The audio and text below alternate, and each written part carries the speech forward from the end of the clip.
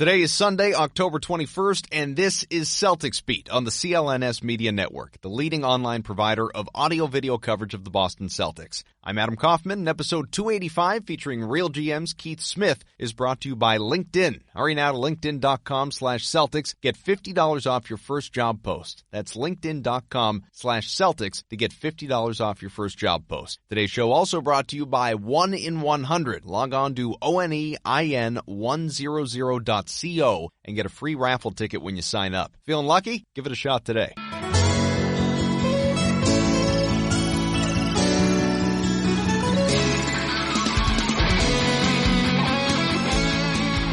Hey, welcome in. All right, full disclosure, this show is being recorded on a Friday. I know it's a Sunday release. I know I just said it's Sunday, but technically it's Friday. As we record this thing, I want you to know that because this is not going to happen often. In fact, soon we're going to be moving the Celtics Beat podcast off the weekend altogether for a regular weekend release, but I'll provide more of those details once I have them.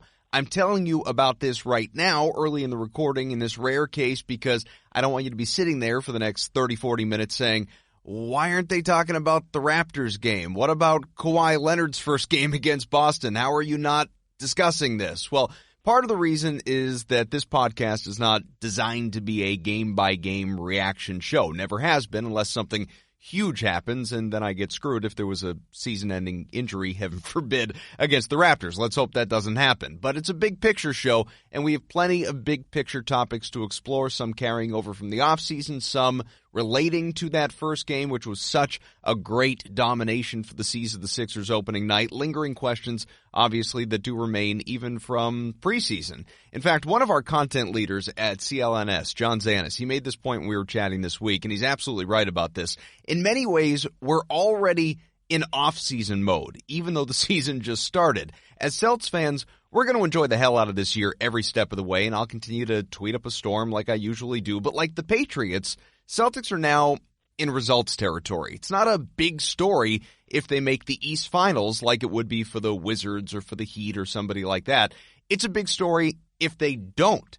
That's how good Boston is and projects to be for the next decade if they stay healthy and retain their top talent. So with that, let's bring in Keith Smith, covers the NBA for RealGM, you know him from the Celtics Blog site as well. Keith, how's it going? It's going great. It's, exciting to have the season back and finally able to talk about some stuff we see on the floor versus just making guesses and predictions. It's, always one of my favorite times of the year when things get tipped off and ready to go and we find out what we were right about and wrong about, kind of early on sometimes.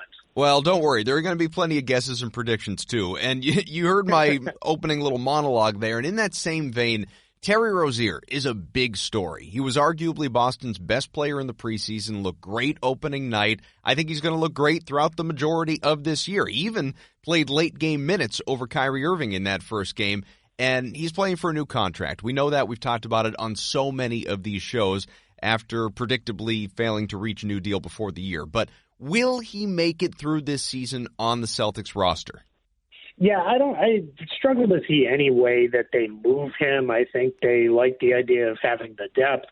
I think while they believe Kyrie is fully healthy and there's no risk of re-injury to what's going on, there is the reality that he hasn't always been the most healthy guy, period. Really dating back to his time at Duke, he only played in, 11 games or whatever while he was there. So I think they want to make sure that they have that backup. As you said, it's results time for the Celtics. They're a contender, and they want to make sure that they keep that depth. So it's not going to cost them anything. I think much like a lot of times with Danny Ainge, the minute you feel comfortable he's not going to make a move, that's when he does. But you also need to always think about it's because they're going to have to be blown away in an offer to move Rozier, and they're not going to do it otherwise. Well, you're tied in. You break stories left and right. And, you had a great summer, picked up a ton of new followers and deserve each and every one of them. And, really, you were out there competing with the Wojs and Shams of the world. So with that, with your inside knowledge, the resources that you have around the NBA, we keep hearing about the Suns, maybe some other organizations. Are you aware of anyone who has been calling Danny Ainge, pestering him for Rozier, or should anyone be if they haven't been? Yeah, the Suns definitely called. I mean, they went on the record and admitted that they called, which is kind of odd. Teams don't generally do that, but they, basically said publicly, like, yeah, hey, we made a run at them, and that was both with Ryan McDonough and without Ryan McDonough. And the reality is, there was just nothing that they were willing to give up. Because I think the Suns are looking at it and saying, is this guy the difference between us being a playoff team this year or not? Do we just make a run at him in the off season? What is it? And they weren't willing to put together the package. And that tells me that Danny Ainge is saying, I need a lot for this guy. Because if it was just a pick or, a middling pick and a player, it could have gotten done, but it didn't get done. And that tells me that Ainge is really driving that hard bargain. As far as other teams, there's a couple other teams that are, looking for point guards, but no one that I know of that specifically said, hey, Terry Rozier is our guy, we want to go get him. It was really Phoenix.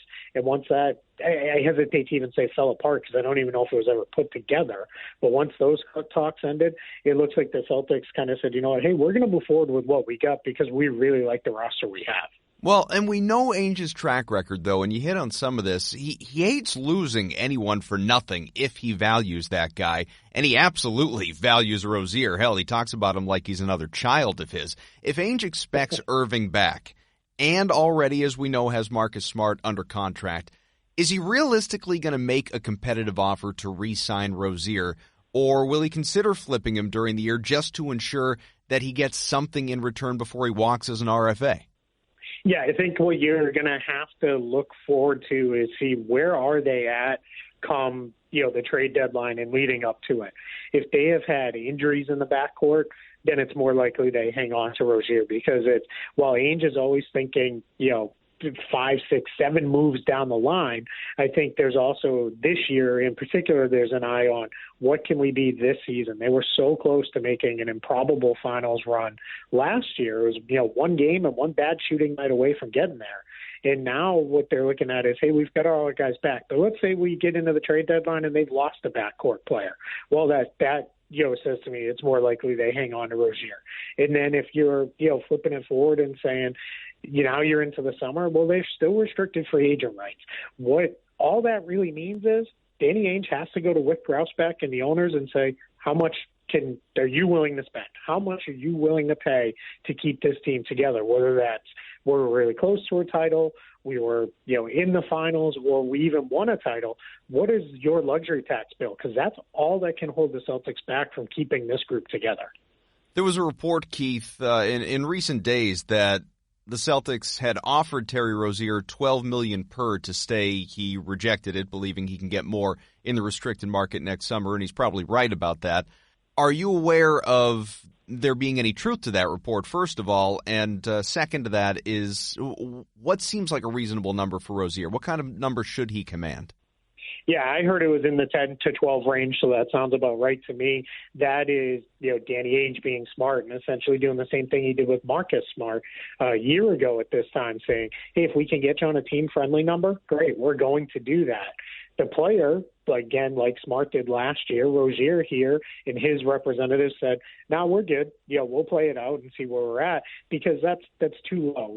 With restricted free agents, it only goes one of three ways. It's either they're a max guy and it's a no-brainer and you get that done, or they're a near max guy and you get that done.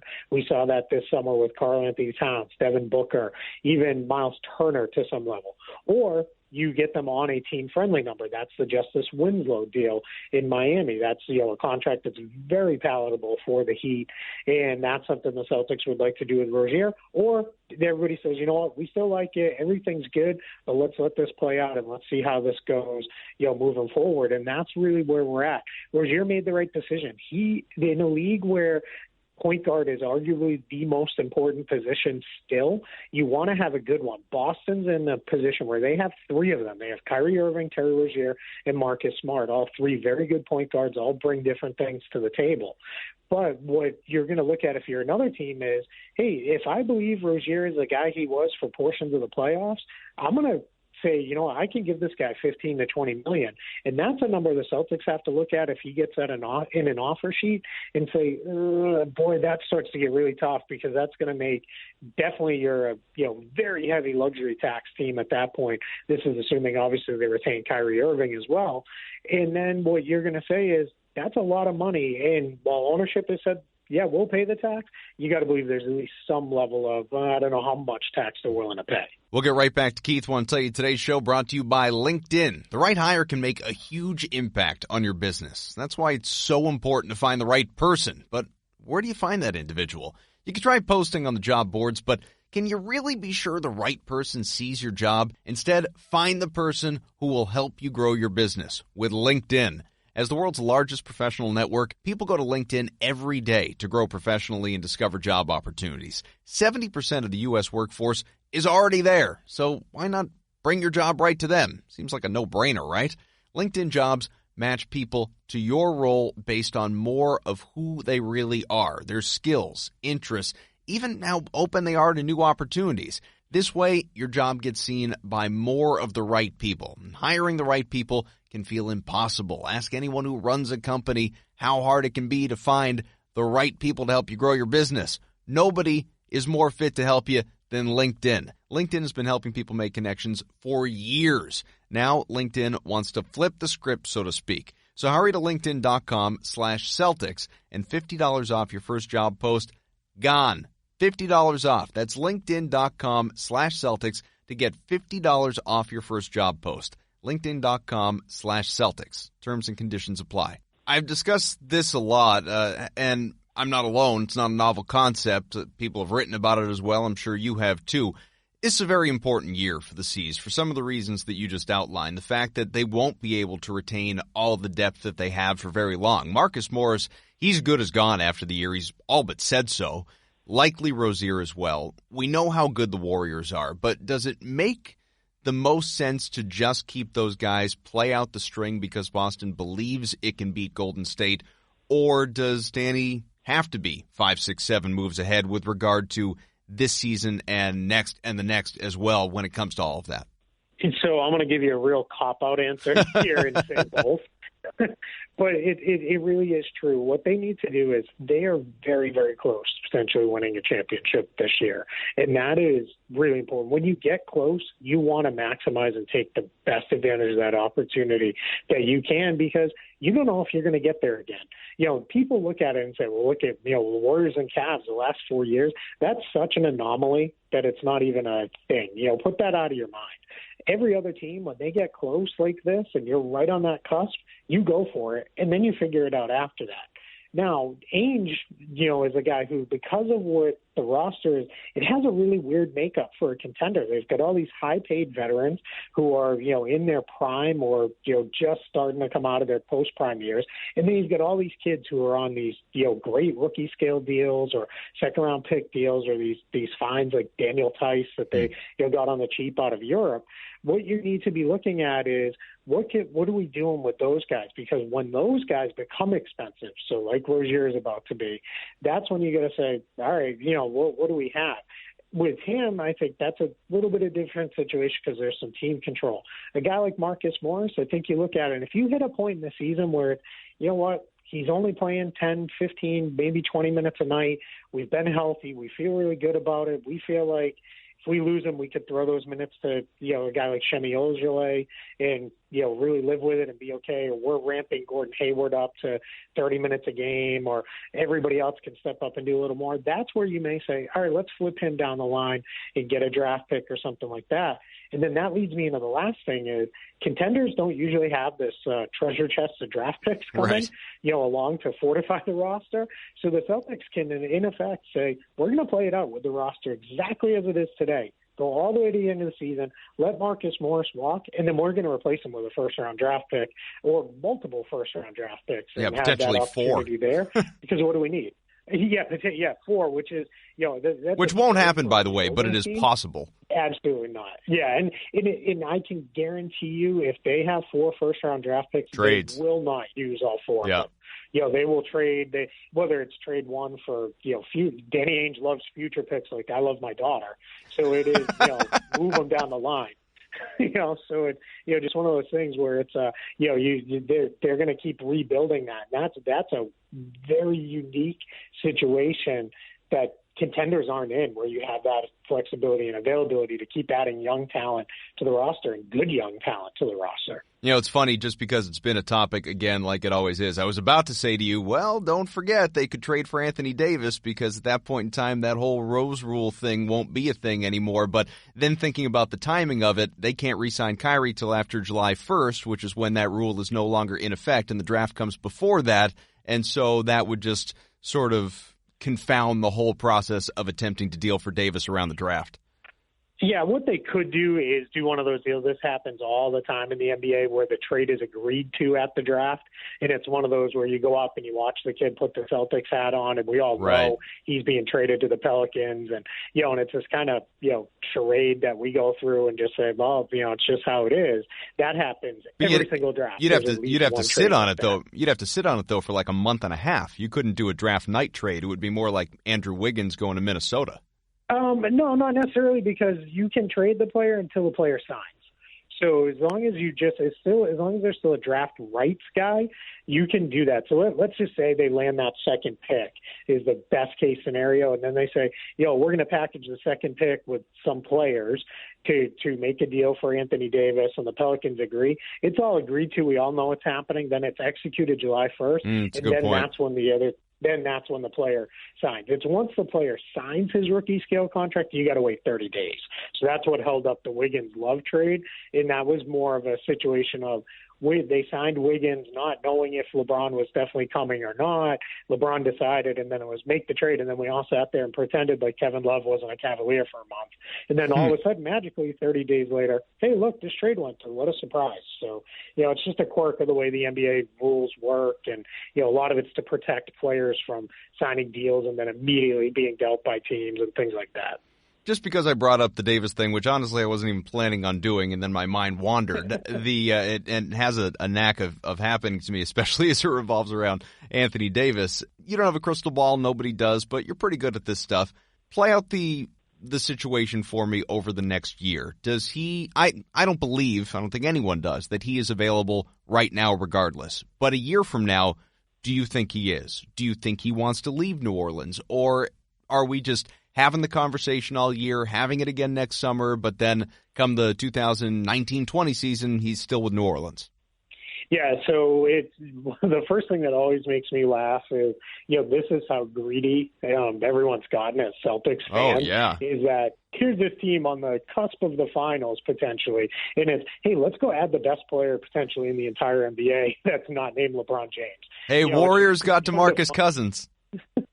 Yeah, absolutely. Yeah, I mean, well, that's they're living in a different world from the rest of us sometimes, I think. But when you look at it, so let's flip it forward. I think I want to touch on one thing you said: 100% not available right now. The Pelicans have no desire to do that, nor does Anthony Davis have any desire to leave New Orleans. He has made that very clear time and time again. He wants to be in New Orleans. He wants to win there. He wants to do that. Now, let's say we're having this conversation in July, and the Pelicans have had a poor season and they didn't make the playoffs, or there was an early out, or something happened that it all just kind of crumbled there. Now all of a sudden you've got Davis looking at it as saying, I'm headed into the prime years of my career and I've had some injury history. I'm going to get paid no matter where I am, so that doesn't really matter to me. I'm going to make a ton of money. It'd be less somewhere else, but you're talking essentially monopoly money at that point. So what I think is that's the scenario it feels awful to root for it all to fall apart on another team. But if you're the Celtics fans, that's the scenario you're looking for, is to say, I want this thing to fall apart and go really, really poorly so that Davis finally says, you know what, I want out. I'm comfortable rooting for another team to fail. I've been doing it with the Nets for years. Yeah, I think that's feels a little more genuine to me, because we knew for certain Boston had those picks coming. Exactly. So that's like, at that point for the Nets, it's a sunk cost. It's kind of funny, just to divert for a quick second. I find myself more irrationally attached to the Nets than any other team in the NBA than the Celtics, because I cover them, because we were so linked to them forever. I feel like I'm invested in their young players. I know, right? Now, and kind of rooting for them. Well, now they way. can But, succeed, and it doesn't matter. But yeah, you were saying. Exactly, yeah, we were all happy for him. But going back to Davis, what the key marker to watch is in next summer, he becomes eligible for the designated player veteran extension. That's that so-called supermax or super duper max or whatever you want to call it. If he turns that down like Kawhi Leonard did, that is a sign to me that he is not committed necessarily to staying in New Orleans long term, because that does one of two things. Obviously, it locks him into a new contract if he signs it, but it also makes him untradeable for 1 full year from the time he signs that contract. So what you're looking at there is if he doesn't sign it, that says to me, oh, wait a minute, now maybe there is a chance he doesn't necessarily want to be here long term. All right, let's get back to the depth that the Celtics have. Brad Stevens, after that throttling of the Sixers, said this. Thought that our depth was a big factor in the game. Whenever things started to go awry, and we put new, fresh guys in, they all made plays. And, that's what it's got to be for us. And we're a long way from being really good. So there are a couple of things there. One, and you could say this is just one game, but it's not. This is a big part of who and what they are, their versatility, the ability to go with matchups in a whole slew of ways, but you saw it a lot in that first game. Marcus Morris was great. Aaron Baines was great. Terry Rozier was great. Marcus Smart was great, and on, but Brad is never going to, he's like Bill Belichick in that way. He's never going to say, oh, we're great, where he's going to take you down a peg or two as often as he can just to keep everybody's realities in check, especially after how big everybody was talking about championships on media day, and they go out and they just get embarrassed throughout the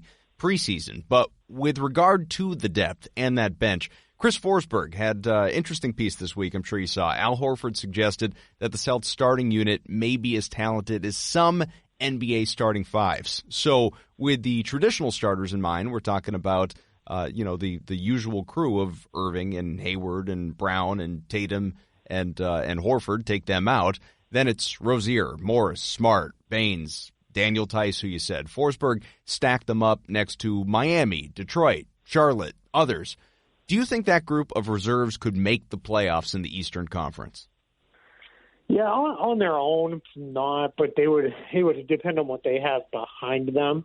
They would be close, though. I think they're certainly better than some of those teams that are more towards the bottom of the standings, the Knicks, the Hawks, teams like that are really trying to rebuild this thing and get it built back up. So they're probably in the mix. But look at it side by side with, say, the Cavaliers lineup. That's probably about where you're saying, yeah, they're probably pretty close there. They don't have anybody as good as Kevin Love, but their guys are as good as everybody else in that group. And if you get a couple decent bench guys behind them, yeah, they could probably make a run in the East.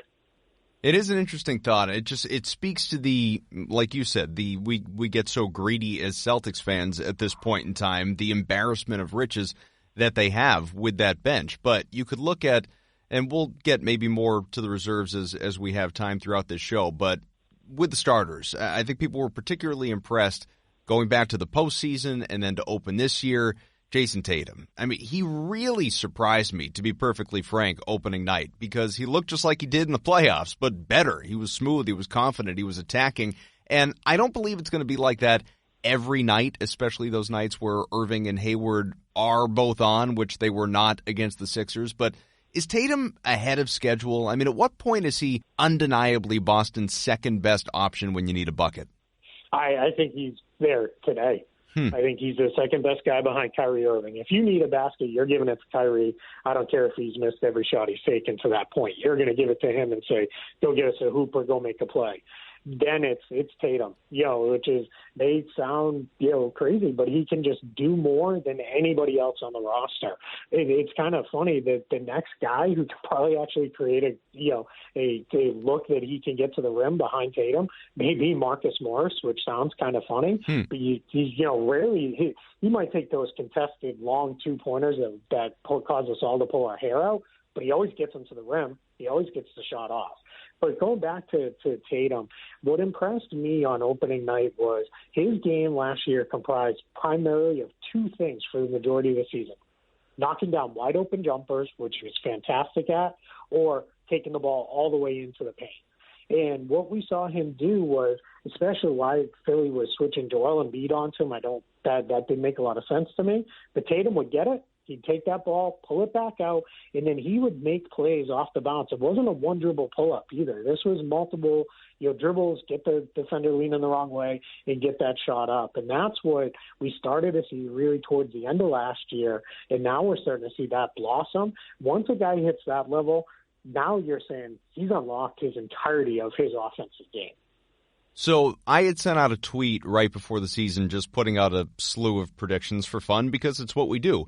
And one of my opinions was, and still is, but already looks bad, was that I think Tatum is going to, just because of the sheer, again, depth and the options and the versatility and the talent that exists, especially in the starting five, never mind the bench, I think Tatum's going to average around 16 points a year as opposed to the 20 that some believe that he's going to land at. And as we saw opening night, it was, 23? So and there are going to be plenty of times that he goes over 20, obviously, but I think there are going to be those quieter nights when, again, Irving or Hayward or whomever it may be is going off. I think he's going to land around 16 or so, 16, 17. What do you think? Is he going to cross that 20 threshold already? Yeah, I'd be surprised if he crosses the 20, not because he doesn't have the ability to. I think if he's on a lot of other teams, he is the number one option. Sure. And then they're just throwing him the ball and letting him go get it.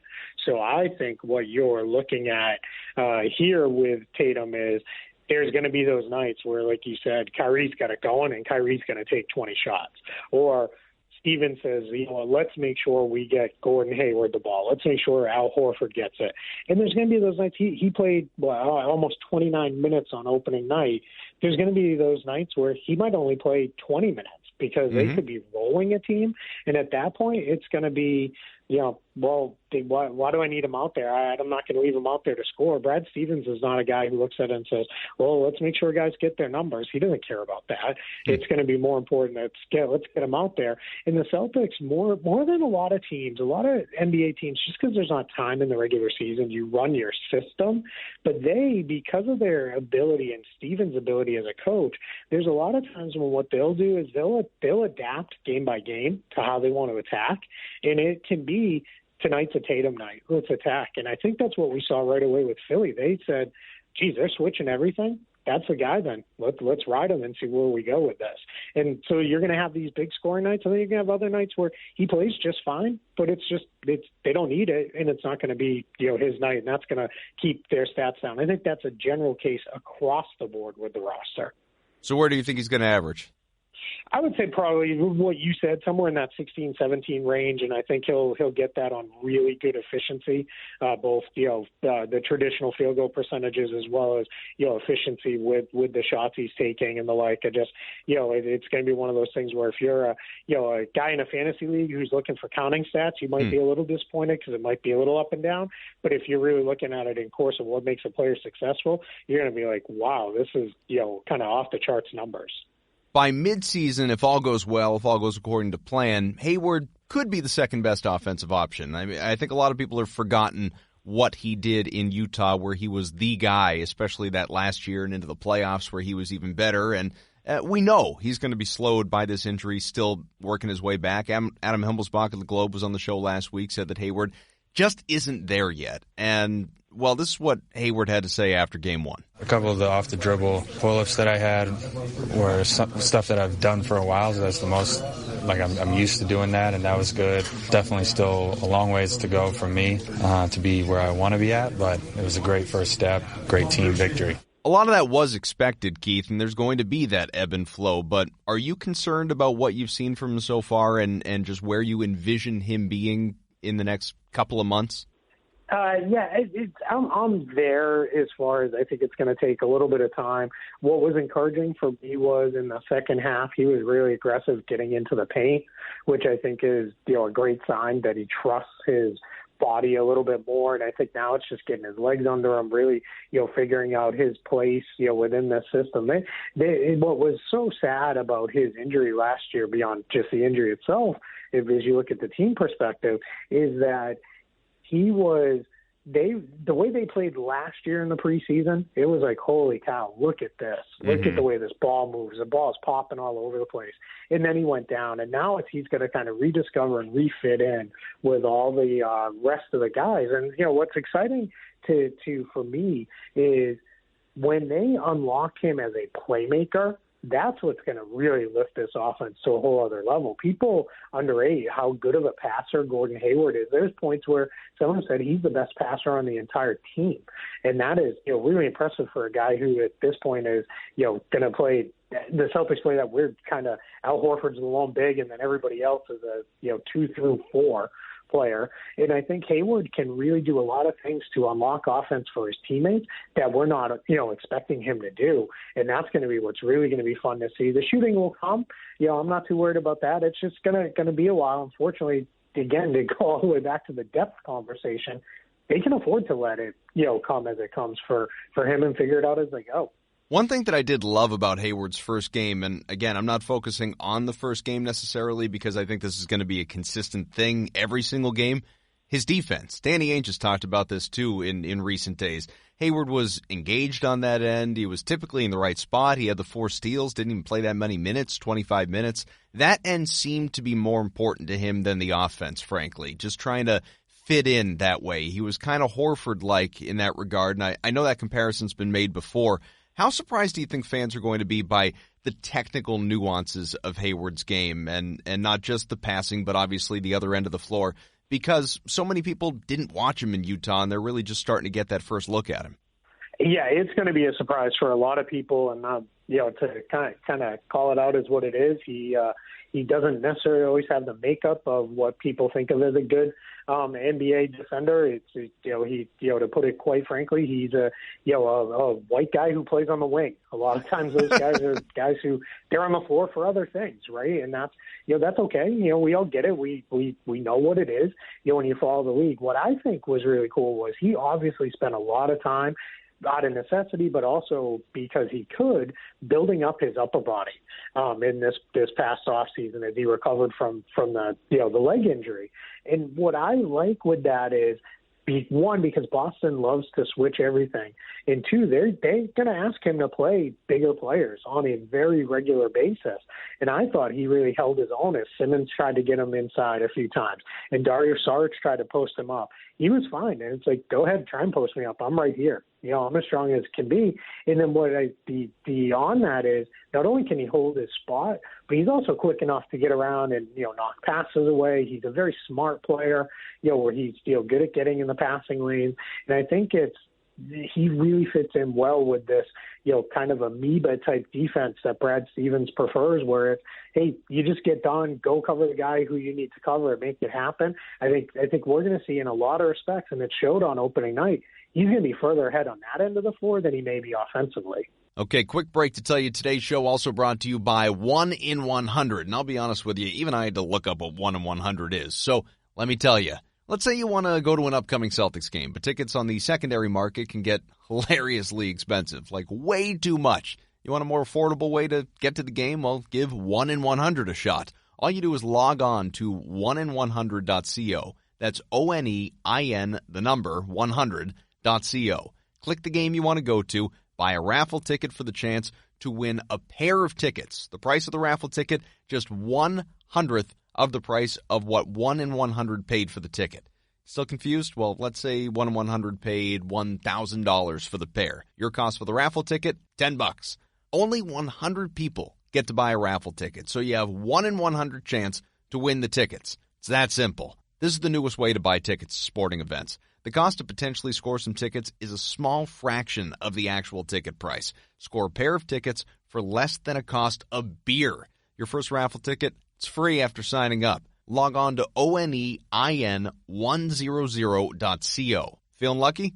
Give it a shot today. Let's go back to Keith. In that first game, forget individual production or even how great the defense looked on the whole, because, like I said, those results, they can be different game to game. They can vary a little bit between, they certainly will in the games to come between this show and the next show overall, so never mind just Toronto. But one thing that supports a trend that I expect all year, and I've talked about this in the preseason shows, I don't think either Gordon or Kyrie Irving I don't think either one of them is going to average 30 minutes or more than 30 minutes. I think they're both, by the end of the year, going to be in that 28 to 30 range. And I think it's partially because they're coming off of injuries. And I think it's also just what Brad showed us last year, which is that he has no interest in playing his guys a ton of minutes. Everyone's going to get an opportunity. When they're blowing teams out, guys are going to sit, like you said before. Going to be rest nights that'll impact averages, clearly, but I just think on the whole, what you saw that first game where I think 9 guys played between 19 and 30 minutes, you're going to see that most nights. And I think those 2 guys in particular, they're not going to be playing 32, 34, 36 minutes a night. Yeah, you're absolutely right. And I would also throw Al Horford into that group as well.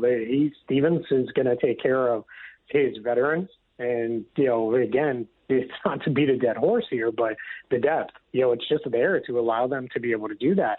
And I think if guys are at, much over 30, it's going to be because instead of getting rest during games, they get entire games off. And that might lead to, all right, you played 34 minutes, and then tomorrow we're just going to, not play at all. And it's always important to know that there's 2 forms of currency in the NBA. There's the very real currency of money.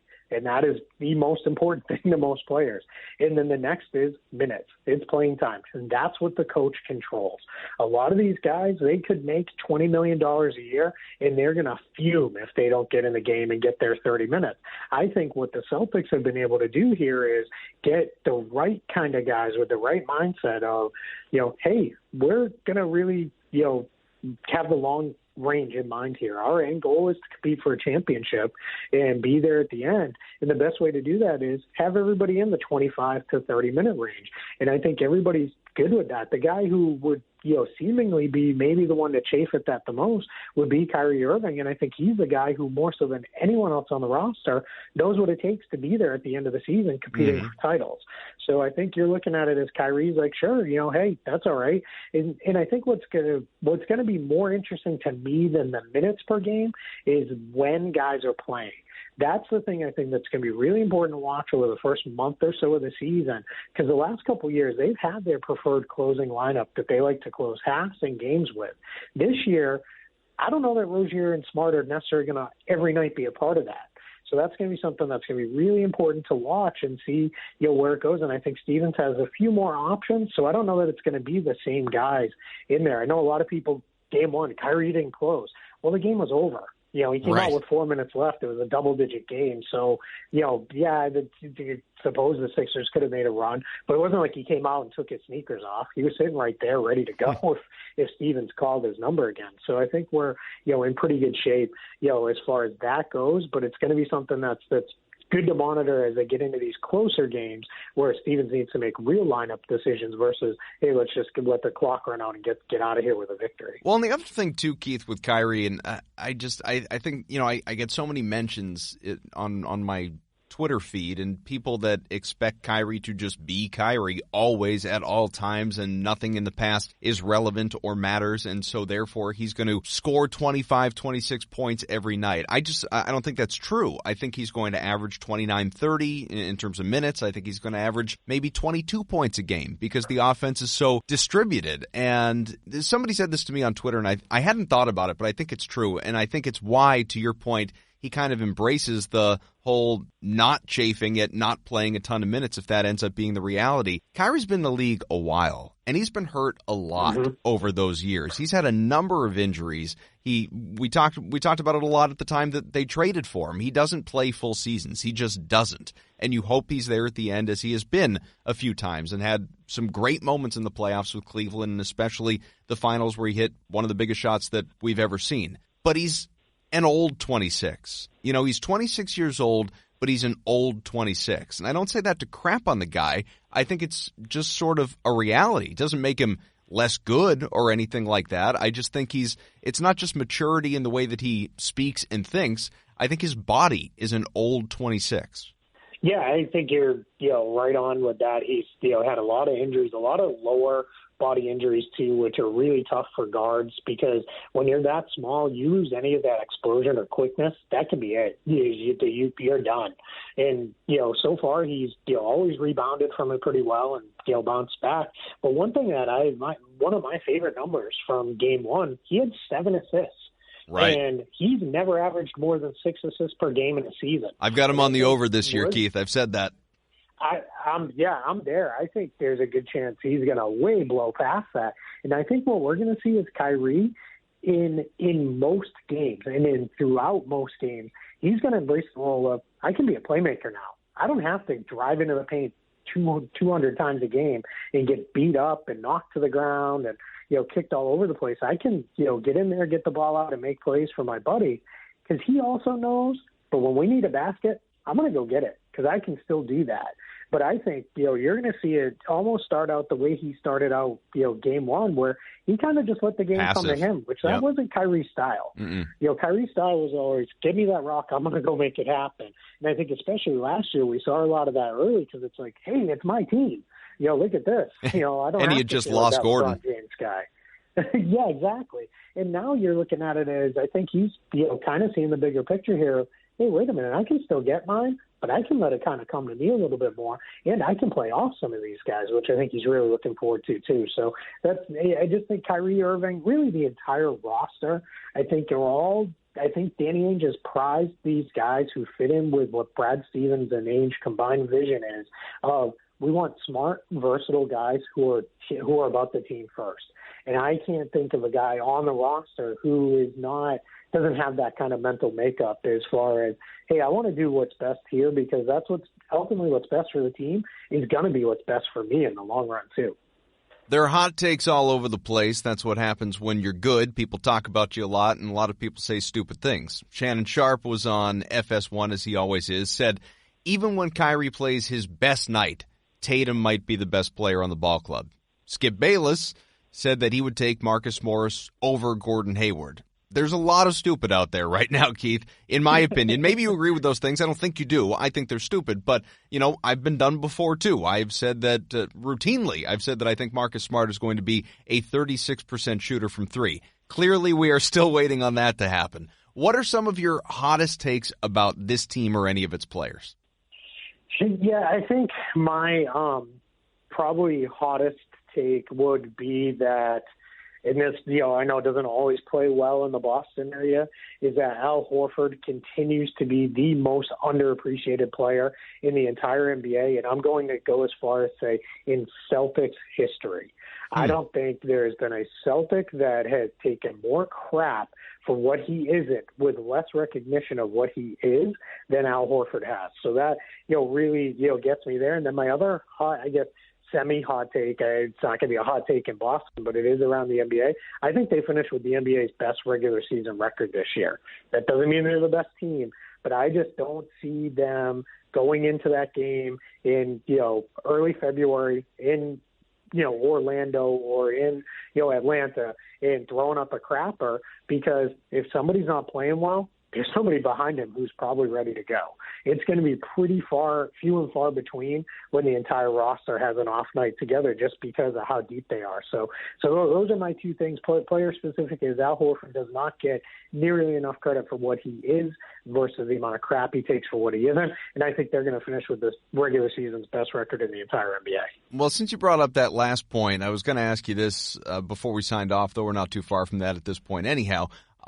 We're early in the year, clearly. What's your prediction for the C's for this year in terms of that record? What do you think the number will be, win total, and where do you think they finish in the playoffs? Yeah, I think they're going to be somewhere in the low to mid-60s, so somewhere in that probably 62 to 64 win range, which is, that's a lot. That would have, had them right up there at the top last season. I think that'll be the best record, not necessarily the best team. Again, Golden State's going to be really good. They don't need to push, as hard. But I think the Celtics, again, long range in mind, if they can get to a Game 7 in the Eastern Conference Finals and maybe even in the NBA Finals at home in Boston, they know what a difference that is compared to anybody else. And to finish out that prediction, I think they're going to go to the NBA Finals. I do think that they'll lose to the Warriors, and I've picked the Warriors in 6 games, and I think it's just the Warriors are just that good. And I'm pretty dumb sometimes, but I'm not dumb enough to pick against them. Yeah, I'm right there with you basically on both those counts. The win total's a little high for me. I'm trying to think of what I had them at coming in. I think it was 58, 59, something like that. I think they'll approach 60, but they won't quite get there. But, well, we'll end with this because if the C's are going to go out and they're going to be that good. You know, within the East, we keep talking about the Raptors, and we'll see what they and Kawhi are over the course of time, and Sixers, who they just beat the hell out of, and Joel Embiid after the game. JJ mentioned it earlier, this is not a rivalry. I don't know our record against them, but it's pretty bad. They always kick our ass, so this is not a rivalry. They do. They always kick their ass. And this goes back to before Embiid, but the Celtics have won 19 of the last 22, including the playoffs, against the Sixers. So I bring all of that up just to preface to ask you this. Nationally, the people take it for granted, and I think a lot of people do around here as well, that the East just belongs to the Celtics now that LeBron is gone. And I've had that conversation. I'm certain you have too. Are we too cocky, or does Danny Ainge just have all of this that well mapped out?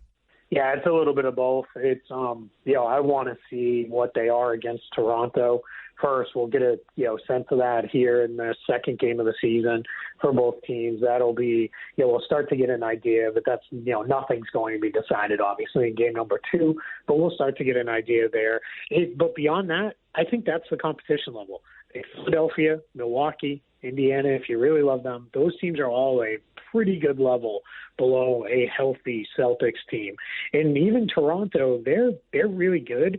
I just don't think they have the kind of all-time, super great regular season team potential that Boston, could have. So it's tough. It's cocky, but it's deserved, because in a post-LeBron East, nobody is set up better for the Celtics, both for this year and then multiple seasons down the line. All right, Keith Smith covers the NBA for RealGM, the Celtics blog site as well. Keith, always a great time having you on. A lot of good insights, and look forward to doing it again soon as the season moves along. Yeah, absolutely. Thanks for having me.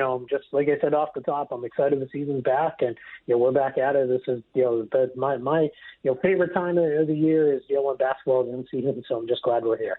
Awesome chat with Keith. Really enjoy having him on. We'll do it again soon for sure. Today's show brought to you by LinkedIn. Hurry now to linkedin.com/Celtics and get $50 off your first job post. That's linkedin.com/Celtics to get $50 off your first job post. The show also brought to you by 1in100. Log on to ONEIN100.co. Get a free raffle ticket when you sign up. Feeling lucky? Give it a shot today. Thanks again to Keith, my producer, Evan Valenti. Thanks as well to Nick, to Larry, to John, everyone else at CLNS. And as I always say, thanks mostly to you. Really appreciate you. Subscribe, please, on iTunes, Stitcher, wherever you find us. Search Celtics Beat, and you can just join the thousands that listen every week. And that is not exaggeration. We do very well around here, and that is because of you and your loyalty and your dedication. And again, show's going to be moving off a Sunday real soon. We'll keep you posted on that. When you go to iTunes, by the way, you can leave a comment, a rating, whatever it is. We just enjoy hearing from you, and you can get me on Twitter, where I will always hear from you, at Adam M. Kaufman. Hopefully all these Red Sox tweets aren't driving you nuts. But you know what? They're in the World Series. I can't help myself. And part of my job when I'm not doing this show. All right, we'll talk to you again soon. Gino, get us out of here.